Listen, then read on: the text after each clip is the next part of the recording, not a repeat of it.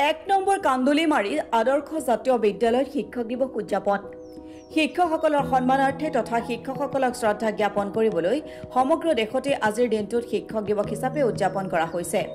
নগাঁও জিলাৰ বটদৱা শিক্ষা খণ্ডৰ অন্তৰ্গত এক আগশাৰীৰ ব্যক্তিগত খণ্ডৰ শিক্ষানুষ্ঠান 1 নম্বৰ কান্দুলিমাৰী আদৰ্শ জাতীয় বিদ্যালয়তো ডক্টৰ সৰ্বপল্লী ৰাধাকৃষ্ণন দেৱৰ পবিত্ৰ জন্ম জয়ন্তী অৰ্থাৎ শিক্ষক দিৱসটি উলহ মালহেৰে উদযাপন কৰা হয়।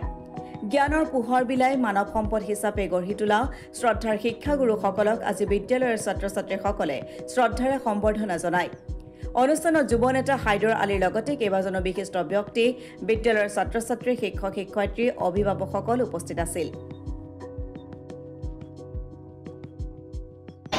5 ছেপ্টেম্বৰৰ দিনটো যেন ইমান উলহ মালহেৰে আয়োজন কৰিছে মই আনন্দিত হৈছোঁ।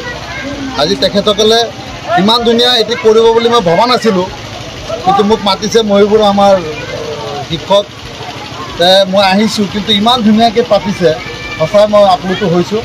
গতিকে আজি এই দিনটোত মই এই অনুষ্ঠানৰ যিসকল গঢ় লৈছে, যিসকলৰ প্ৰচেষ্টাত এই অনুষ্ঠান গঢ় লৈছে, সেই মহান ব্যক্তিসকলক আপোনাৰ জৰিয়তে কৃতজ্ঞতা স্বীকাৰ কৰিছোঁ।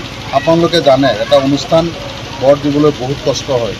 এই কষ্টৰ মাজেৰে আজি বহুত ছাত্ৰ-ছাত্ৰী আছে, বহুত দূৰৰ পৰা শিক্ষক শিক্ষয়িত্ৰীসকলক তেখেতসকলে আনি পেলাই আমাৰ এই পিছপৰা অঞ্চলত এই মহান অনুষ্ঠানটি নিৰ্মাণ কৰি যি সেৱা আগবঢ়াইছে মই তেখেতসকলক ধন্যবাদ জ্ঞাপন কৰিছোঁ। তাকে মোৰ আজি বহুত ভাল লাগিছে, আজি এই পবিত্ৰ দিনটোত এনেদৰে সন্মান পাই পেলাই আমিও সিহঁতৰ পৰা বহুত কষ্ট কৰি আমি সিহঁতক ওপৰত শিক্ষাদান দিব পাৰিছোঁ। সেই হিচাপে সিহঁতেও আমাক বহুতখিনি সন্মান দিছে আমাক। সেইকাৰণে মই সকলো ষ্টুডেণ্টক মোৰ ফালৰ পৰা ধন্যবাদ জ্ঞাপন কৰিছোঁ।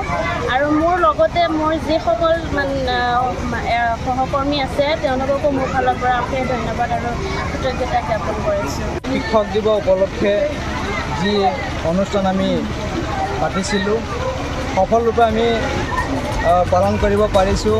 আমাৰ আমন্ত্ৰিত অতিথি যিবিলাক মানুহ আছিলে প্ৰত্যেকে আহি আমাৰ লগত সহযোগ কৰিছে। আমি বহুত ধন্যবাদ জ্ঞাপন কৰিছোঁ।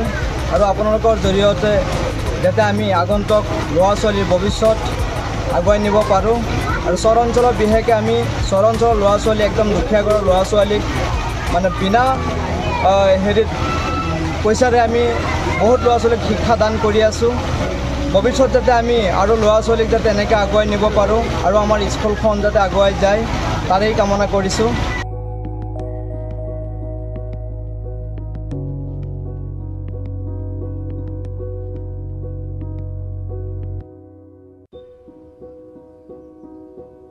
বটদ্ৰাৰ পৰা দিলদাৰ হুছেইনৰ ৰিপৰ্ট, অসম টুডে।